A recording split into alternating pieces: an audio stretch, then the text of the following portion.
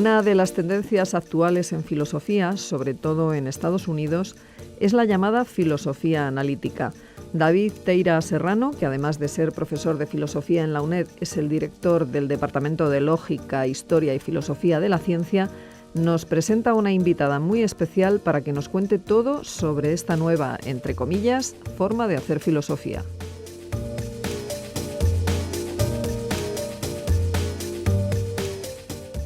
Buenos días, tenemos hoy con nosotros a Josefa Toribio, Pepa Toribio, tal como la conocemos muchos de sus amigos y colegas. Pepa es profesora de investigación en ICREA y asociada también a la Universidad Autónoma de Barcelona. Aunque su carrera se inició en Madrid hace ya más de 20 años, de allí emigró al Reino Unido, trabajó primero en Inglaterra, luego dio el salto a Estados Unidos, volvió tiempo después a la Universidad de Edimburgo y de la Universidad de Edimburgo volvió a Barcelona, donde hoy contribuye al florecer de la filosofía allí de nuestros colegas catalanes. Pepa y yo coeditamos hace ya unos años la Teoría, la principal revista de lógica y filosofía de la ciencia del ámbito iberoamericano, y coincidimos hace mucho en Helsinki, donde ella se convirtió en coeditora del European Journal for Philosophy of Science, en la especialidad de ciencias cognitivas.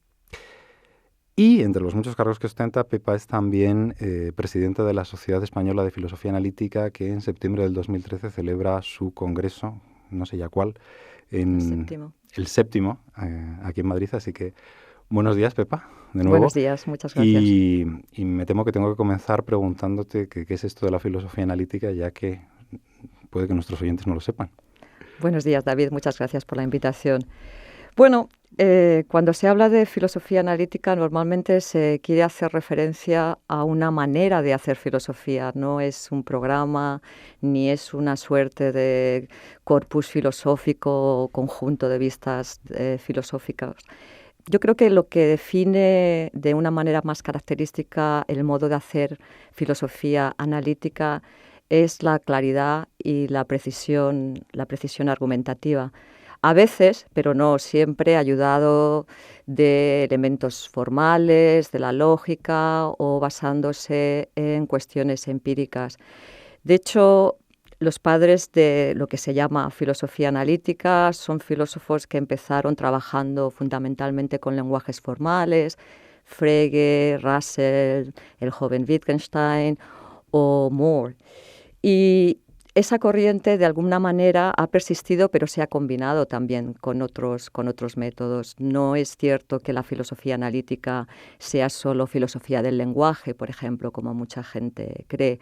La filosofía analítica se ocupa de todo tipo de temas e incluso desde los mismos comienzos de este movimiento, pues se trataban temas de ontología, temas de epistemología o la ciencia del conocimiento, el estudio del conocimiento, temas de ética. De hecho, en la mayoría de los departamentos de filosofía de habla anglosajona, la filosofía es la filosofía analítica. Y eso quiere decir que cuando se hace ética o filosofía política, se hace también desde este punto de vista riguroso y que atiende a los argumentos. Aquí en España la filosofía analítica todavía, sin embargo, es un grupo minoritario. Y en este sentido, no todos los departamentos de filosofía, ni mucho menos, imparten la filosofía desde este punto de vista. Yo creo que además hay que tener en cuenta que hablar de filosofía analítica normalmente se hace para contrastarla con otra manera de hacer filosofía. Y aquí hay varias maneras, pero la usual es lo que se denomina filosofía continental. La filosofía continental pues, es una manera de hacer filosofía, de nuevo, que agrupa una serie de filósofos que son principalmente franceses y alemanes, filósofos que probablemente le sonarán más a la gente, porque estamos hablando de filósofos como Sartre o Marcuse o Habermas o Foucault. De hecho, la etiqueta geográfica es también un poco confundente, porque de hecho Carnap o Wittgenstein, algunos de los padres de la filosofía analítica, eran continentales en ese sentido. Pero bueno, por alguna razón, quizá por la presencia de este modo continental de hacer filosofía en Francia, sobre todo, y en Alemania, se ha venido a dividir, a hacer esta frontera entre filosofía analítica y filosofía continental. Es difícil y yo tengo que ser cuidadosa cómo caracterizar estas dos maneras. Ya digo que hay más, pero fundamentalmente este sería el contraste.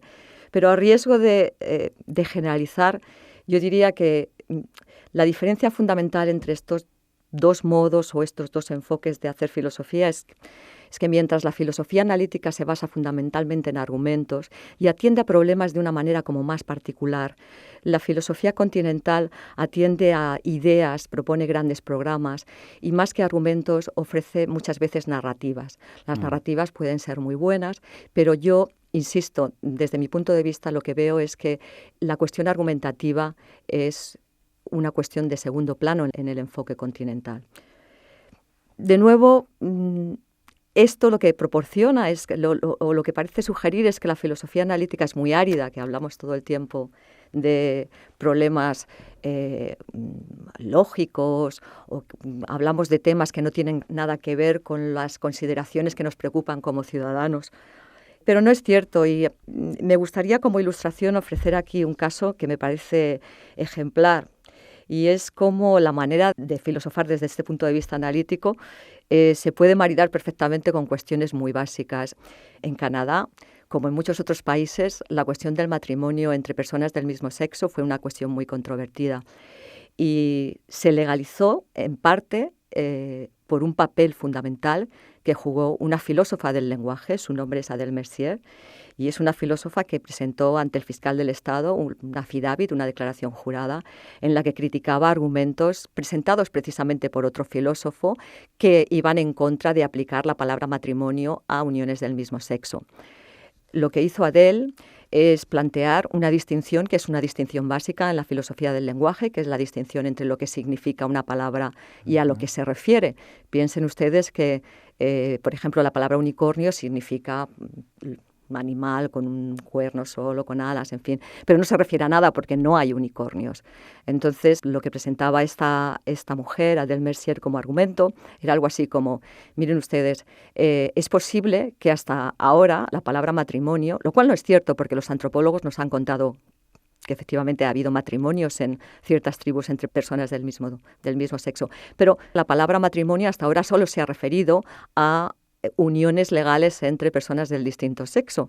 Pero eso no quiere decir que el significado de matrimonio excluya que se pueda aplicar a personas del mismo sexo. Sería como si pensáramos que porque la palabra coche se ha referido hasta hace poco a vehículos con un cierto tipo de combustión basado en, no sé, pues petróleo, derivados del petróleo, pues ahora ya no pudiéramos utilizar la palabra coche para referirnos a los coches eléctricos. Y este tipo de argumento es un tipo de argumento basado en una distinción, insisto, que es muy propia de la filosofía del lenguaje, la distinción entre lo que un término significa y a lo que un término se refiere.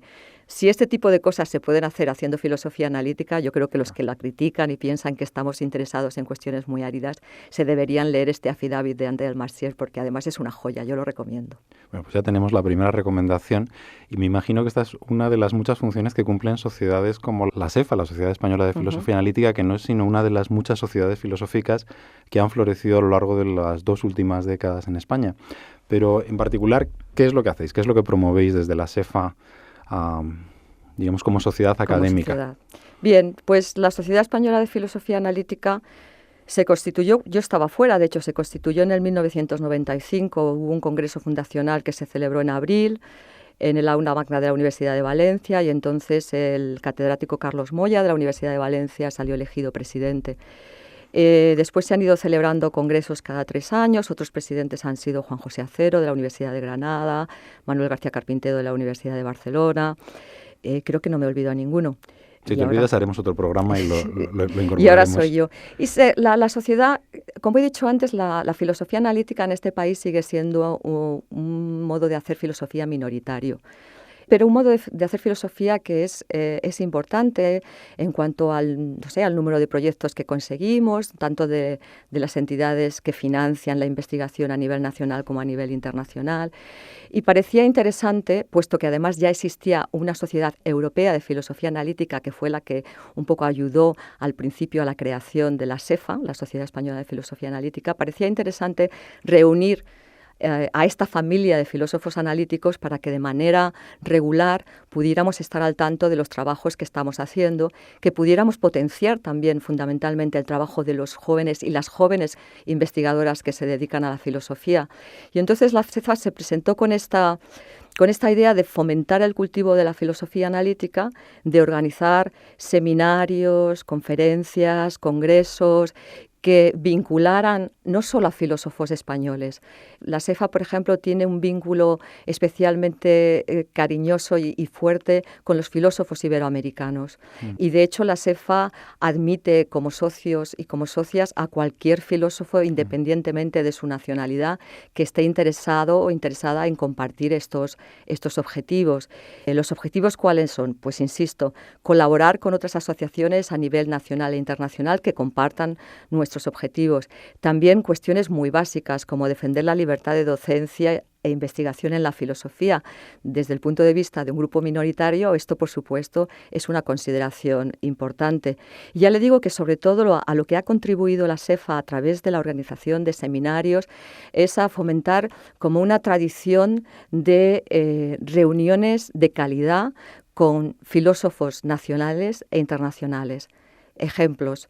Bueno, pues se hace cada 2 años un congreso hispanoamericano en el que colaboran filósofos españoles y europeos, pero sobre todo filósofos iberoamericanos, sobre todo de Argentina. Normalmente nos turnamos, pues un año es en Argentina, otro año es en España. También se llevan celebrando desde hace muchos años unos seminarios especiales sobre filosofía de las ciencias cognitivas, que han tenido invitados muy importantes en el ámbito de la filosofía europea y norteamericana, quiero decir.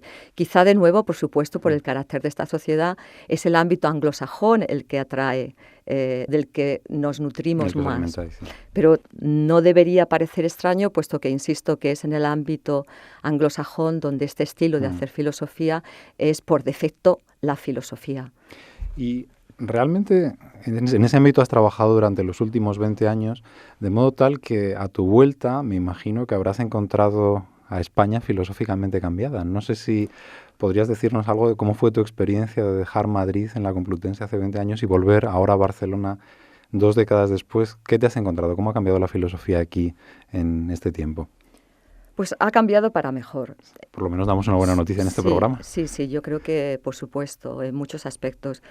Por dar la nota autobiográfica, yo soy un producto de cuando los programas de becas se hacen bien en este país. Quiero decir, yo hice la tesis con una beca predoctoral, me fui al extranjero con una beca postdoctoral, todas concedidas por el gobierno español. Y lo que ocurrió es que, por una serie de circunstancias, en el 91, pues me fui primero a Inglaterra y después me fui a Estados Unidos. He pasado casi 20 años fuera y me he incorporado de nuevo a la Academia Española a través de una institución catalana, es el Instituto Catalán de Investigación y Estudios Avanzados, ICREA, que es una institución catalana que tiene una manera de hacer que se parece mucho a la manera de hacer de nuevo de los países anglosajones, en el siguiente sentido. Es una organización que intenta contratar a través de un procedimiento realmente sencillo para el que está interesado en conseguir un trabajo en ICREA, porque no hay la burocracia complicada que muchas veces las instituciones de investigación españolas y las universidades españolas requieren de los que quieren postular para un puesto.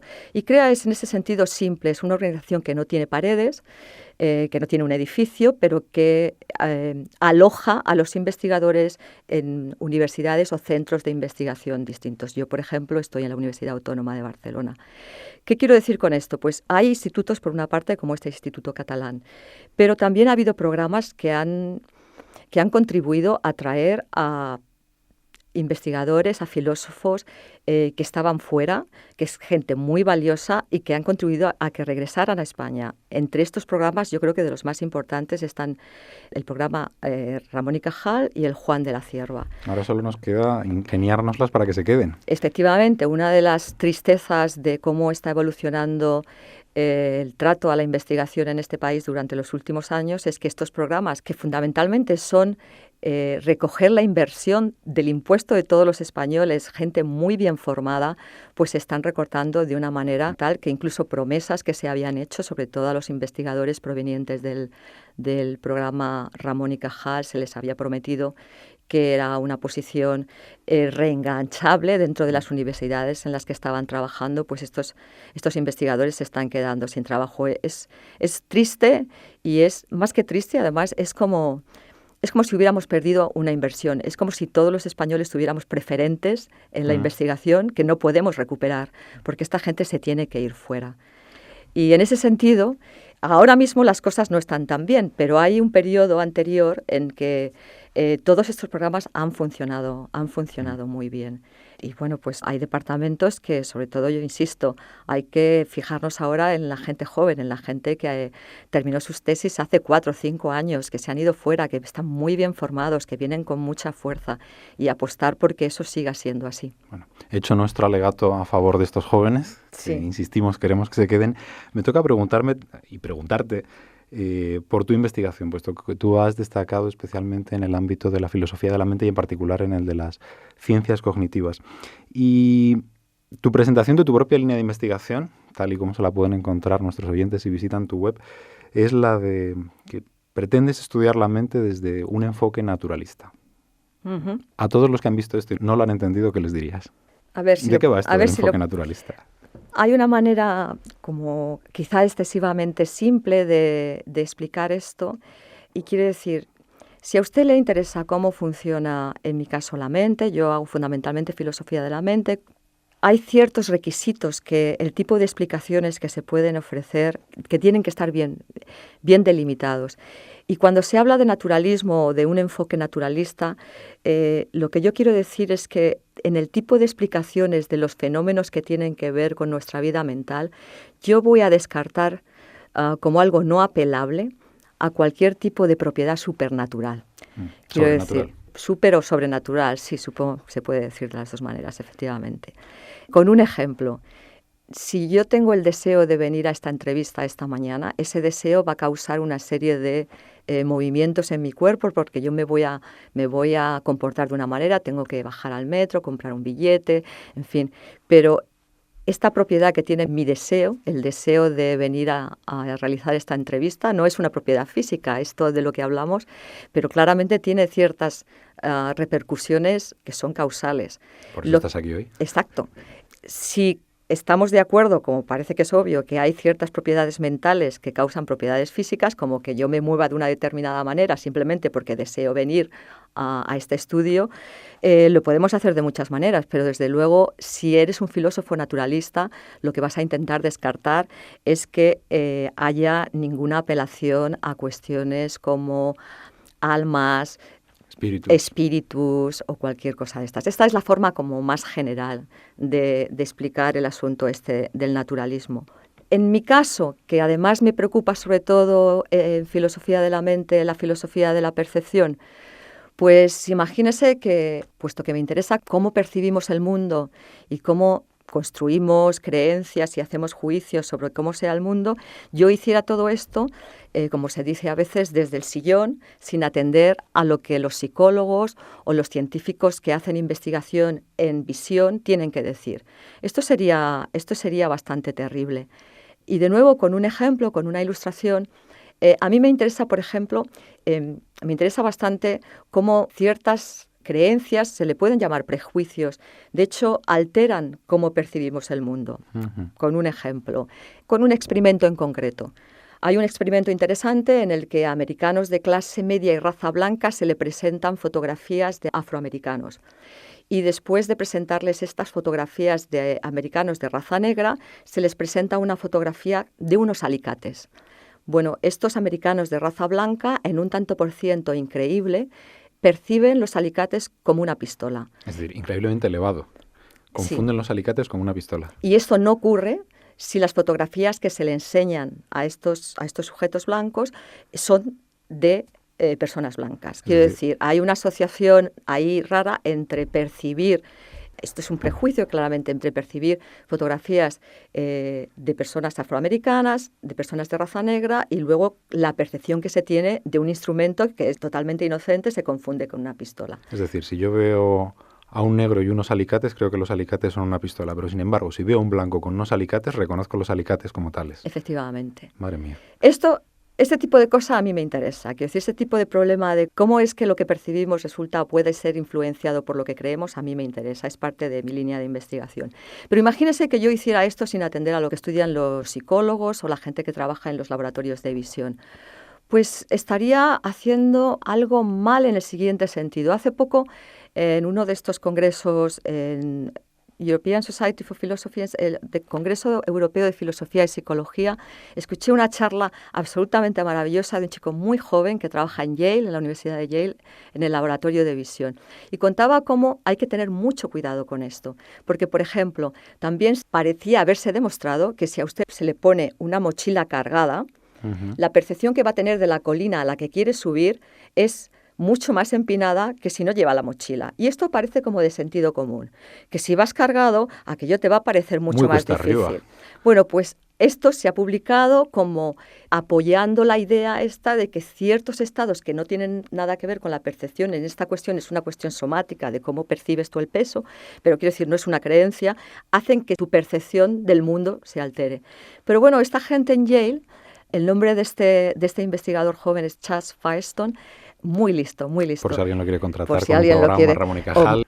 Demostraba que si a estos mismos sujetos durante el experimento se les da una historia falsa de por qué se está haciendo ese experimento, por ejemplo, se les dice, no, estamos intentando comprobar cómo responden las suelas de los zapatos al peso. Es decir, les distraes. Entonces perciben la colina en exactamente los mismos términos. No hay una diferencia de percepción con respecto a la inclinación de la colina en absoluto. Y claro, si yo no me preocupara ahora por lo que tienen que decir esta gente, estaría ignorando unos datos absolutamente fundamentales para la discusión de ese problema desde el punto de vista filosófico. A eso me refiero. ¿Y qué tesis defiendes tú a propósito de la percepción? Si nos las puedes contar en minuto y medio.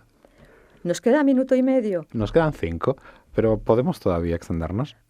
Bueno, dime, sí. Porque en realidad tú lo que pretendes hacer, según infiero de tus trabajos, es ver cómo toda esta experiencia sensible, toda esta experiencia que nos transmiten los sentidos, contribuye a la justificación de nuestras creencias. Uh-huh. ¿Qué quieres defender tú aquí en particular? Bueno, como decía, esto es, creo, de bastante sentido común, a no ser que nos planteemos cuestiones escépticas, radicales, del tipo Matrix. No tenemos ningún escéptico entre nuestros oyentes. Pero imaginemos que nadie cree que estamos en Matrix. La cuestión es la siguiente. Normalmente, si yo veo este micrófono y veo que es verde, y percibo el color verde de este micrófono, voy a formar un juicio que puedo comunicarte a ti. Este micrófono es de color verde. De nuevo, de una forma como muy ingenua, pero también yo creo que muy plausible. La idea es, por lo tanto, que cómo experimentas tú el mundo a través de la percepción justifica las creencias que formas, los juicios que formas sobre cómo sea el mundo, que el micrófono es verde. Pero imagínate ahora otro caso parecido, pero un poco más complicado, pero que creo que también todo el mundo entiende. Por las razones que sea, quizá por ninguna razón, pues mira, te ha dado por ahí, te encuentras con tu amigo Pepe ya pensando que Pepe está enfadado contigo. Entonces, cuando te encuentras con tu amigo Pepe, le miras a la cara y dices, uy, mira qué cara tiene. ¿Qué cara me trae? Este está enfadado conmigo.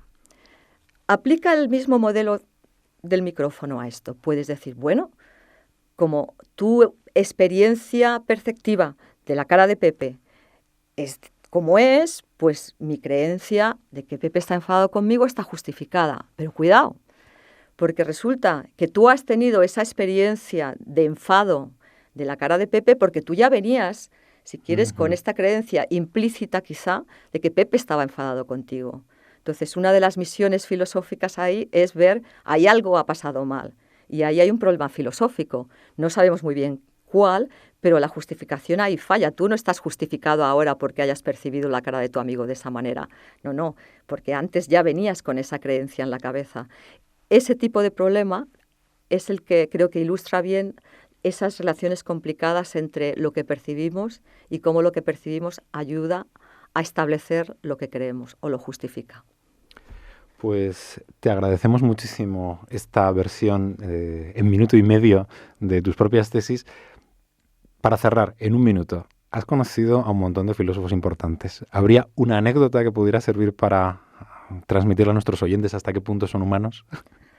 Pues sí que es cierto que he sido muy afortunada y he conocido a filósofos que son como padres de la filosofía, y he conocido a Quine, he conocido a Davidson, he conocido a Fred Reske. Recientemente fallecido. Recientemente fallecido. Así que quizá déjame acabar con una anécdota sobre Fred Reske, una persona increíblemente humana, buena persona, ¿sabes? Buena persona. Yo quiero aquí brindar con él, aunque solo tenga un vaso de agua. Vamos a pretender que esto sea un martini muy seco con 2 olivas, porque no lo perdonaba antes de cenar.